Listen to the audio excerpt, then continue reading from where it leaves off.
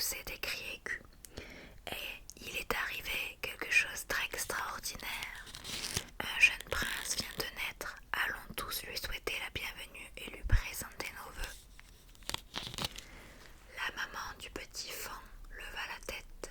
Merci, leur répondit-elle d'une voix douce. Puis elle toucha légèrement du museau son nouveau-né, en lui murmurant « Réveille-toi, mon fils ». Le faon ouvrit les yeux, regarda courageusement autour de lui, puis se blottit tout contre sa mère pour sentir la chaleur de son corps. Elle le lécha pour le rassurer, puis le caressa de son museau. Le petit tenta de se mettre debout. Avec beaucoup d'efforts, il réussit à se tenir sur ses fines pattes arrière.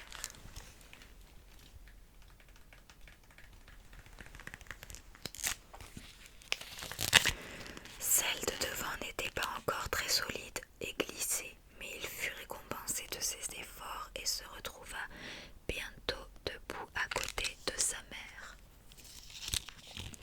« Comment s'appellera le jeune prince ?» demanda la pro. « Bambi, répondit-elle. « Bambi, répéta le lapin pensif, c'est un joli nom.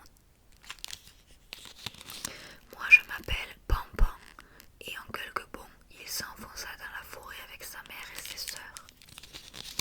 Les animaux de la forêt quittèrent la clairière, le calme revint. Fatigué par son arrivée au monde, Bambi s'endormit contre sa mère tandis qu'elle léchait délicatement son pelage roux.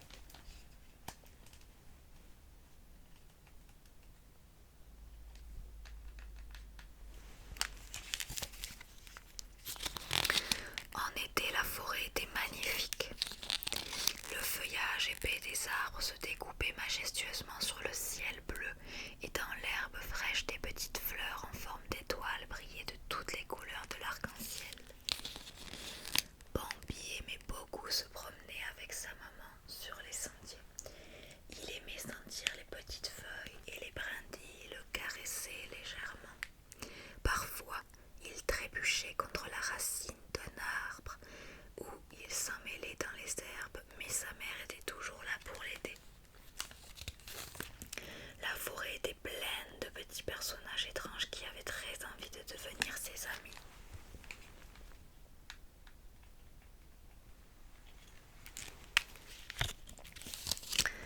Bonjour, prince Bambi, le saluèrent de joyeux opossums suspendus la tête en bas des branches grâce à leur solide et longue queue.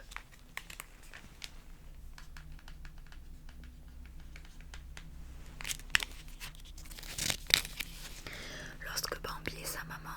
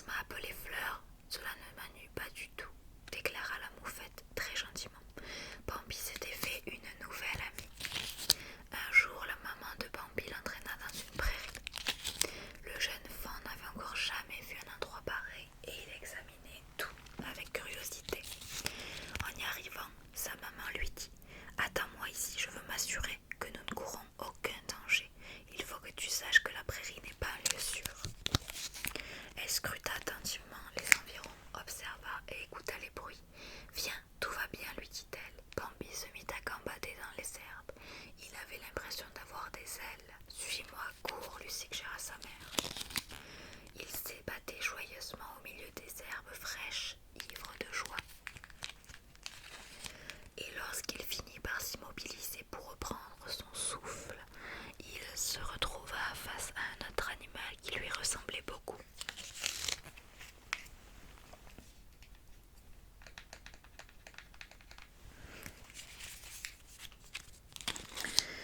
Intimidé, Bambi fit semblant de ne pas avoir vu l'autre fan et d'être en train de bavarder avec son ami la moufette.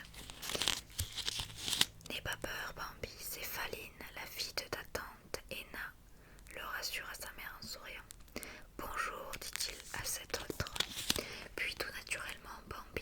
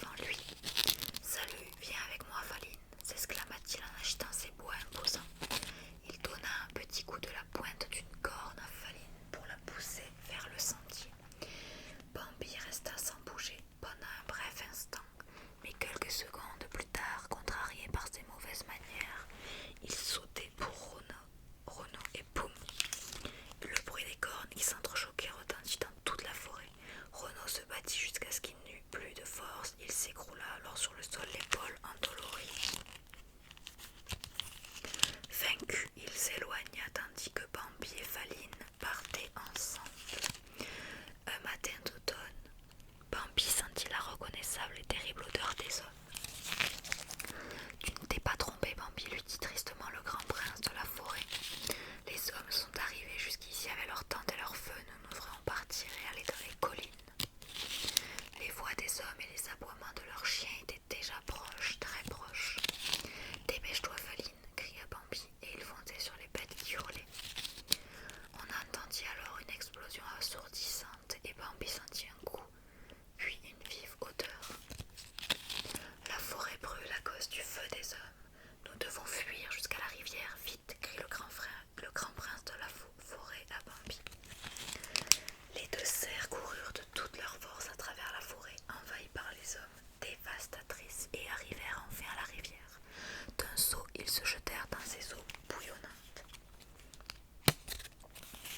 Presque sans s'arrêter, ils atteignirent l'autre rive. Faline rejoignit Bambi et les chassa à blessure avec beaucoup de douceur.